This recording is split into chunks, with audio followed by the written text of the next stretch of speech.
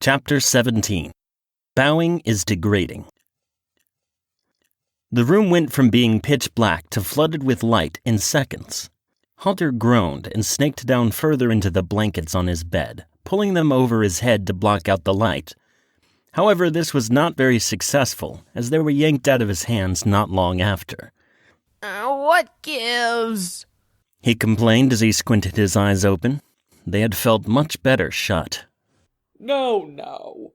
Haven't you ever heard of the early bird getting the worm? Was the reply from the one distinguishable shadow in the room. I've heard of it, but you are not a bird and you are not looking for worms, so that was a stupid thing to say. He reached down to try and recover the blankets, but his hands just met empty air. I have this wonderful theory that if you don't have your blankets, that you will get up, because the room is too bright. It seems to be working from all the signs. The light isn't keeping me up. You are. I thought that you were supposed to be tired anyways. Haldir said. I was, and so I slept. Remarkable thing, that. Who would have thought that sleeping could make it so that you wouldn't be sleepy anymore? They said it'd take a while, though. I feel cheated. It might have taken a while, but I just sucked away all your energy and am using it for myself. Haldir opened his eyes a bit wider, propping himself up with his elbows. He didn't really like the thought of that. It was a bit creepy. Okay, it was a lot creepy. Sauron shook his head. I'm kidding. I figured that if they had told you that I was going to be tired, they would have told you why. Apparently not, though. With a sigh of relief, Haldir leaned back. No, they told me. So, you know, and yet you weren't able to figure out that I didn't mean it? Honestly, if I am only as powerful as you, and you can't go around taking people's energy or whatever, how do you think I would? He asked. By the way he said it, he was nowhere near happy at the thought that he was on the same level as Haldir. I just woke up. You can't expect me to think everything in an instant. He reached out again to try and get his covers, but his hand was slapped away. None of that. You have to get up. I don't have to do anything. Now give me back my covers. I don't need you fouling them up when they are clean, he said as he sat up and blindly tried to snatch them out of Sauron's hands. He still wasn't quite used to the light, especially the amount that was coming into the room. Of course he would have picked the room that faced east. Why does this seem like another conversation we've had before? Odd, Sauron said, a false look of thoughtfulness on his face. Haldir tried to use this moment to regain his sheets, but Sauron pulled them away again. You remember that I took a bit of a swim yesterday, right? Haldir considered that for a moment, and was a bit interested in that what fear Sauron might have had from the event had already been dispersed. That was really quick. No wonder he was such a slow learner. Yes, I recall that very clearly, but now you probably have salt all over you since you fell in the sea.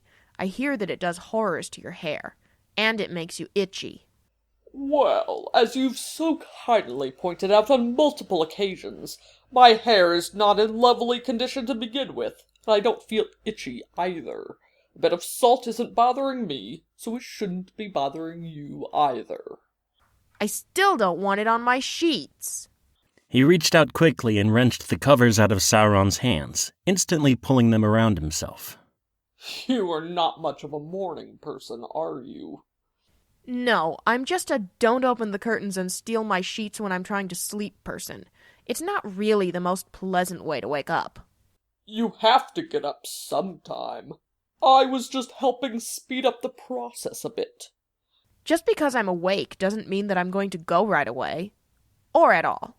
He added, as an afterthought. I want to get out there before the crowds. Crowds. Ugh.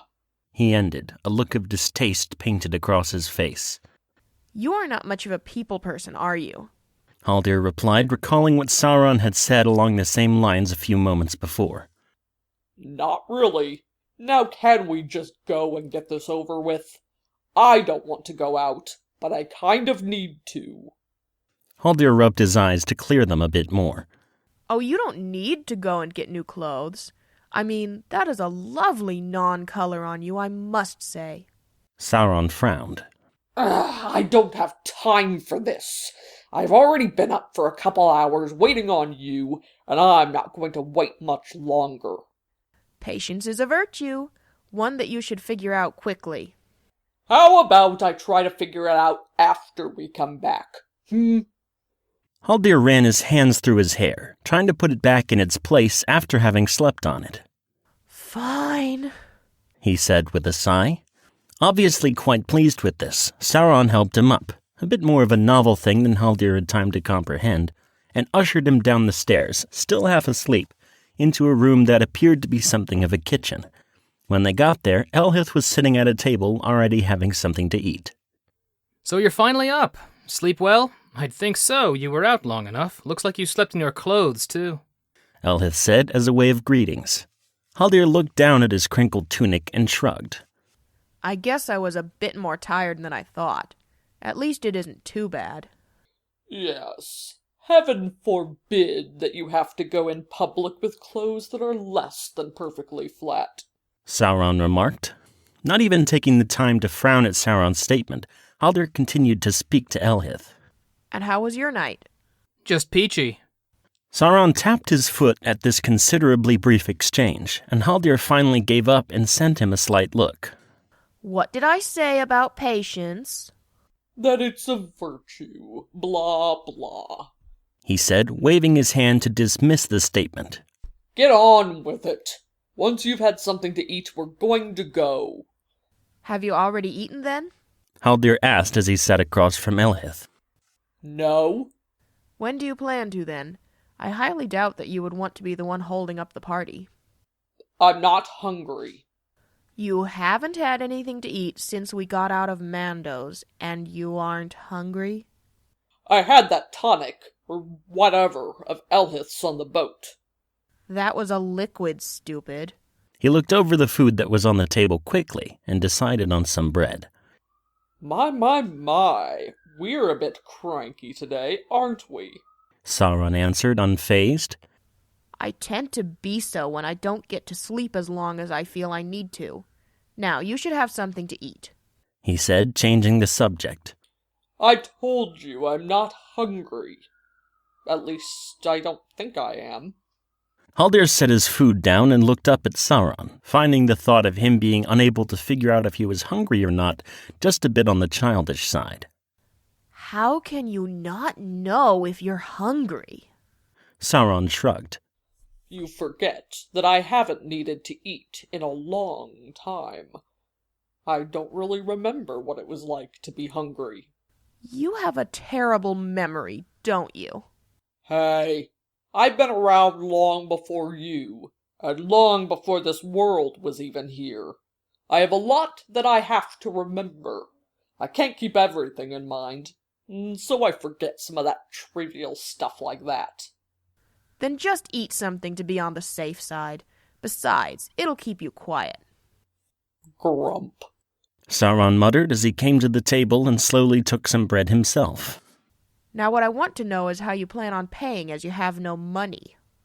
Elhith swallowed quickly at this, and Haldir turned to him. Don't worry about that, he began.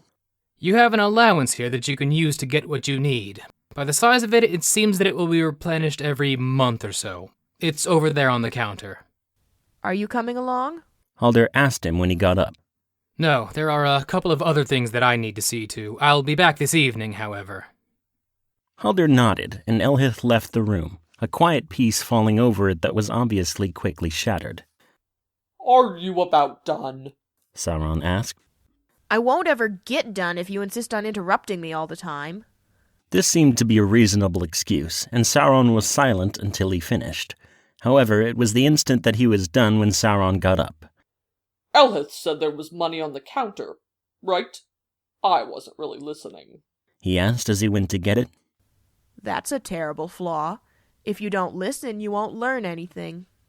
I pick up on it if it's important. And having the money to get what you want isn't important? Nah, you were listening to Elhith, so I didn't really need to. That's what he said. I guess we'll have to figure it out on our own. It can't be too bad, though. It isn't like people will be underhanded or anything. How do you know? They'd probably try to cheat us out of the money. Haldir shook his head. No, the only person that would possibly try and cheat in this would probably be you. Sauron actually smirked a bit at that, but did not say anything. I've never had anybody swindle me among my own kind. I know it will be hard for you to grasp the concept that people are not always out to better you and can actually be friendly and want to help, but at least try to understand it. Whatever you say, you who are so wise in the ways of the world. Deciding not to answer that, Haldir looked at the money and tried to figure out how much to take, because it wouldn't do to bring along all that they would get that whole month and end up losing it. He picked out a couple different pieces and put them in a pouch that was in the box, and then turned to Sauron, who was amusing himself by messing with the remaining coins. Are you done with that, or is it just too entertaining? Sauron looked up at him and blinked. Well? I'm ready. Let's go. He began to make his way to the door, but Haldir stopped him. Not so fast.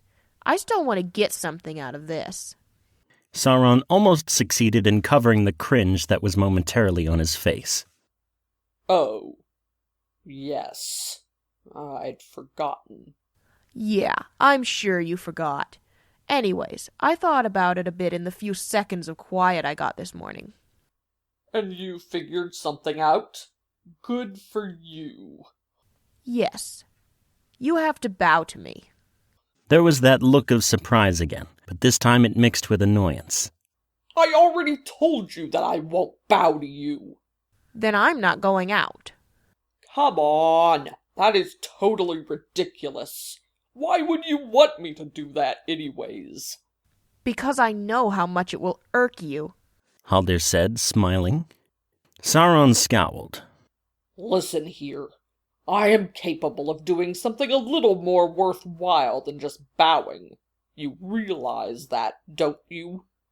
Yes, I know, but I still want the bow. Well, you're not going to get it! Then you're not going out. Sauron made a sound of frustration that only made Haldir laugh. You must have a bit more of a passion for appearance than you've led on to if it's so important to you that you are still trying to bargain on it. Although he looked about ready to reply to that, Sauron held his tongue for a moment. So there isn't any other way that you're going to go except if I bow to you. Haldir nodded slowly. Yeah, pretty much.